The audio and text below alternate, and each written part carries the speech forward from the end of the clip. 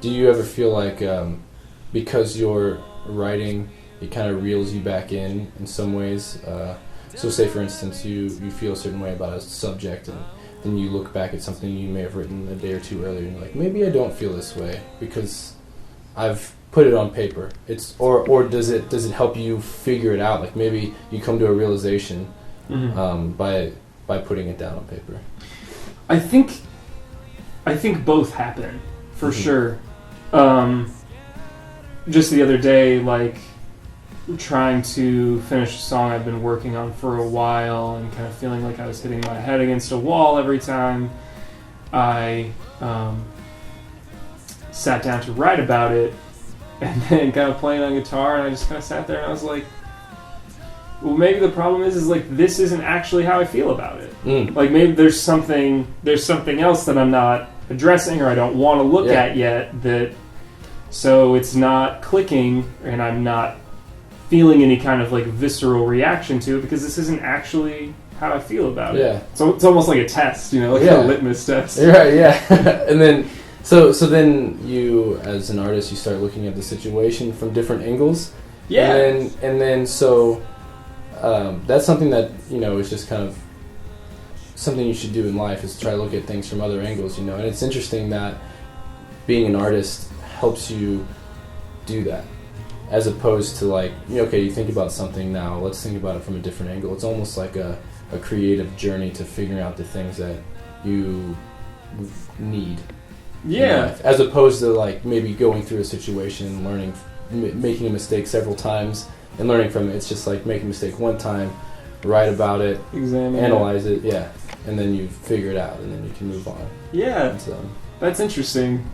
It's funny that I hadn't like put that together, even though that's what I do. Yeah, but no, that's cool, and that's true. Do you still play a lot of those earlier songs? I really don't. Really rarely. There are a couple that I will bring out that I've kind of like retooled for playing acoustically. Mm-hmm. So you live in St. Louis. What do you do? What do you do outside of Sleeping Cranes? Outside of Sleeping Cranes, I work in retail, and I also work for a nonprofit. Some friends and I are trying to start a nonprofit to bring like good educational resources to like in-need students in North County. Well, plug it, man. What's the deal? What's going on? It's called. Oh my gosh! Now that you actually, I deal with this every single day. Yeah. And now that you've asked me, I can't think of what it's called. Cut. Time out. Stop rolling, cameraman. Right. It's called Learn Up STL. Okay. And pretty much there's a large achievement gap and education inequality gap in St. Louis, and we want to bring really, really good educational resources to in-need students in North County. So that's what we're going to be doing. So what stage, you say like you guys are just getting together, what stages are you at right now? Pretty early. Grant writing and trying to find ways to get donations, fundraising, stuff like that. So pretty early. Still haven't quite gotten the website up yet, but we have somebody working on that. So hopefully soon we will have everything ready.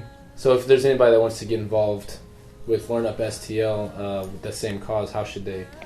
Honestly, just get in touch with me. You can find me on Facebook, AJ Ward, or through the Sleeping Cranes Facebook page. Perfect. Yeah.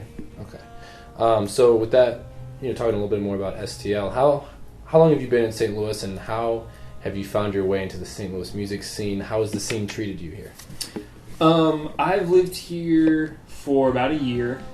Moved here last December, and I really lucked out with the St. Louis music scene because back in 2013 I was living in Wyoming, and I went on tour and came here and knew a guy who could throw us a show in the basement of their house, and it turned out to be Dan Mendenhall, who Bias STL, right? Writes for Bias STL and is the guitar player in Bike Path and Skinner and Old Mountains, 8 other bands. Yeah, a bunch of them.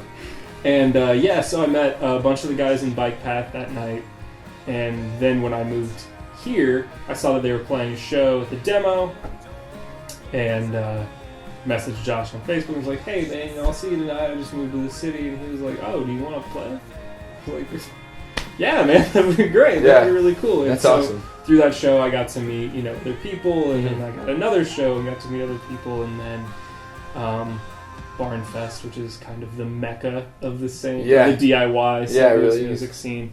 And I got lucky enough to play those this summer and meet all kinds of really, really great people.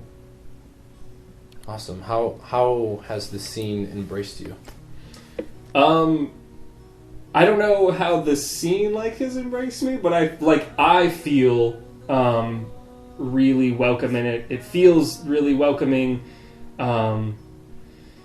I think that it does have, the St. Louis music scene to me does have one thing that I've never noticed in any other city. Not that I've spent a ton of time in other cities playing, except one night, you know. Right.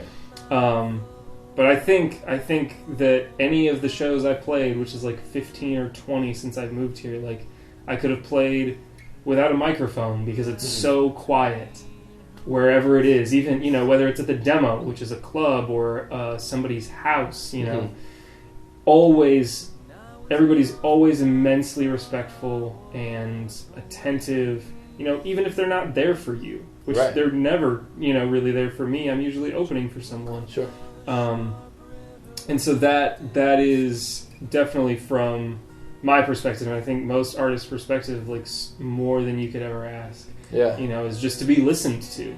Absolutely. And then, you know, other than that, I feel like the scene is really, really supportive. I know that's an overused word. Yeah. That's kind of can go one ear out the other, but I think it's very genuinely supportive. People care about each other and making sure that, you know, the bands that are good and good people get exposed. The exposure that they kind of deserve. Awesome. Okay, so what can we expect from Sleeping Cranes? What have you got planned for the future? I'm going on tour with my friend Jesse from Paper Ceilings. He does folk punk out of Columbia, Missouri. Okay. And we are going to go on tour to the Southwest this winter, late January. Actually, I was booking it earlier today. Oh, nice. Finishing booking it. Yeah. So that should be a lot of fun. I love being on the road and I love touring and stuff. So I'm lucky that I get to do that, and it's going to be a lot of fun. And then when I get back, hopefully I'll be done writing the second Sleeping Cranes full length, and I'll get to go into the studio, find some people to work with that I think can make the album really cool, and hopefully in spring of 2016 have a new Sleeping Cranes record. Oh, that's so soon. With the tour and everything, you got your work cut out for you. Yeah, man, for sure. That's awesome.